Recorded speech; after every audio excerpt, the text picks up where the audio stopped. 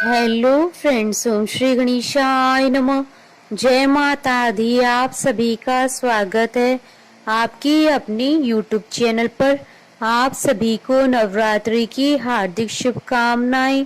Friends, आज हम आपको इस वीडियो में बताने जा रहे हैं नवरात्रि के तीसरे दिन माँ दुर्गा की तीसरी शक्ति माँ चंद्रघंटा जी की आराधना करने की पूजन विधि, महत्व, व्रत कथा और माँ को प्रसन्न करने के लिए आज माँ को क्या भोग लगाएं और क्या फूल चढ़ाएं और नवरात्रि के तीसरे दिन किए जाने वाले उपायों के बारे में। फ्रेंड्स, वीडियो शुरू करने से पहले आपसे रिक्वेस्ट है, अगर आप हमारे चैनल पर नए हैं और आपने अभी तक चैनल को सब्सक्राइब नहीं किया है तो प्लीज सब्सक्राइब कीजिएगा चैनल को, साथ ही प्रेस कीजिएगा बेल आइकन को, जिससे नए वीडियो से रिलेटेड नोटिफिकेशन आपको तुरंत प्राप्त हो सके। और वीडियो पसंद आने पर वीडियो को लाइक और शेयर जरूर कीजिएगा ताकि सभी भक्तों को इस वीडियो का लाभ प्राप्त हो सके। और कमेंट बॉक्स में जय माता दी जरूर लिखिएगा। या देवी सर्वभूतेषु माँ चंद्रघंटा रूपेण संस्थिता नमस्तस्ते नमस्तस्ते नमस्तस्ते नमो नमः। नवरात्रि के तीसरे दिन माँ दुर्गा के तीसरे स्वरूप यानी माँ चंद्रघंटा जी की पूजा की जाती है। माँ चंद्रघंटा के मस्तक पर घंटे के आकार का अर्धचंद्र सुशोभित है, इसी कारण इन्हें चंद्रघंटा के नाम से जाना जाता है। माँ का वाहन सिंह है और 10 हाथ हैं। इनके 4 हाथों में कमल पुष्प, धनुष, जपमाला और तीर है। 5वां हाथ अभय मुद्रा में रहता है।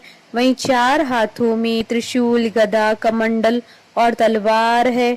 5वां हाथ वर मुद्रा में रहता है। मान्यता है कि भक्तों के लिए माता का यह स्वरूप बेहद कल्याणकारी माना जाता है। माँ की इस स्वरूप की पूजा करने से विजय का आशीर्वाद प्राप्त होता है। माँ चंद्रघंटा का मुख तेज स्वर्ण आभा के समान है। माँ के घंटे के समान ध्वनि के कारण राक्षस भी कांपने लगते हैं।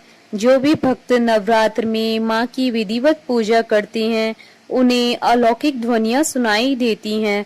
माँ चंद्रघंटा जी की पूजा करने से साहस बढ़ता है और भय से मुक्ति मिलती है। माँ की 10 भुजाएं हैं जो अस्त्रों शस्त्रों से सुशोभित हैं। माँ की सवारी सिंह है और वह हमेशा युद्ध के लिए तैयार रहती हैं। तंत्र साधना में माँ का यह स्वरूप मणिपुर चक्र को जागृत करता है। चंद्रघंटा माता हमेशा दुष्टों का संहार करने के लिए तैयार रहती हैं। माँ चंद्रघंटा जी की पूजा करने से मंगल ग्रह के दोषों से मुक्ति मिलती है, इसलिए नवरात्र में तीसरे दिन माँ चंद्रघंटा की पूजा करनी चाहिए। माँ की विधिवत पूजा करने से मनुष्य की सभी पाप नष्ट हो जाते हैं। फ्रेंड्स, अब आइए जानते हैं माँ चंद्रघंटा जी की पूजा करने की विधि के बारे में। माँ चंद्रघंटा की पूजा नवरात्रि के तीसरे दिन की जाती है। इस दिन साधक को ब्रह्म मुहूर्त में उठकर स्नान करने के बाद स्वच्छ वस्त्र धारण करने चाहिए। इसके बाद एक साफ चौकी लेकर उस पर गंगा जल छिड़कें और उस पर कोरा वस्त्र बिछाएं। वस्त्र बिछाने के बाद माँ चंद्रघंटा जी की मूर्ति या तस्वीर स्थापित करें। इसके बाद माँ चंद्रघंटा का रोली से तिलक करें और उन्हें चमेली से बने फूलों की माला पहनाएं और चमेली के ही फूल अर्पित करें। माता को पुष्प अर्पित करने के बाद वस्त्र, सौभाग्य सूत्र, चंदन, रोली, हल्दी, सिंदूर, बिलपत्र, आभूषण, पुष्पहार, सुगंधित द्रव्य, धूप, दीप, नैवेद्य, फल, पान आदि अर्पित करें। इसके बाद धूप व दीप जलाएं और ऐं श्रीं शक्ति नमः मंत्र का जाप करते हुए पुष्प अर्पित करें और माँ की विधिवत पूजा करें। विधिवत पूजा करने के बाद उनकी कथा पढ़ें या सुनें। यदि संभव हो तो इस दिन दुर्गा सप्तशती का पाठ भी करें और उसके बाद माँ चंद्रघंटा की कपूर से आरती उतारें। इसके बाद माँ चंद्रघंटा को दूध से बनी मिठाई का भोग लगाएं और इसके साथ सेव और गुड़ का भी भोग लगाएं। अंत में माँ से पूजा में हुई किसी भी गलती के लिए क्षमा याचना करें। माता को भोग लगाने के बाद बची हुई मिठाई को प्रसाद के रूप में बांट दें और स्वयं भी ग्रहण करें। फ्रेंड्स, अब आइए जानते हैं नवरात्रि के तीसरे दिन किए जाने वाले उपायों के बारे में। नवरात्रि के तीसरे दिन कन्याओं को खीर, हलवा या स्वादिष्ट मिठाई भेंट की जाए तो माँ बेहद प्रसन्न हो जाती हैं। आज के दिन माँ चंद्रघंटा को प्रसाद के रूप में गाय के दूध से बनी हुई खीर का भोग लगाया जाता है। ऐसा करने से व्यक्ति हर बाधा से मुक्त हो जाता है। साथ ही आज के दिन माँ को शहद और मावे से बनी मिठाई का भी भोग लगाएं। इससे भी माँ शीघ्र ही प्रसन्न होती हैं और भक्तों की सभी मनोकामनाएं शीघ्र ही पूर्ण करती हैं। फ्रेंड्स, अब आइए प्रारंभ करें माँ चंद्रघंटा की कथा। एक बार महिषासुर नाम के एक राक्षस ने स्वर्गलोक पर आक्रमण कर दिया। उसने देवराज इंद्र को युद्ध में हराकर स्वर्गलोक पर विजय प्राप्त कर ली और स्वर्गलोक पर राज करने लगा। युद्ध में हारने के बाद सभी देवता इस समस्या के निदान के लिए त्रिदेवों के पास गए। देवताओं ने भगवान विष्णु, महादेव और ब्रह्मा जी को बताया कि महिषासुर ने इंद्र, चंद्र, सूर्य, वायु और अन्य देवताओं के सभी अधिकार छीन लिए हैं और उन्हें बंदी बनाकर स्वर्गलोक पर कब्जा कर लिया है। देवताओं ने बताया कि महिषासुर के अत्याचार के कारण देवताओं को धरती पर निवास करना पड़ रहा है।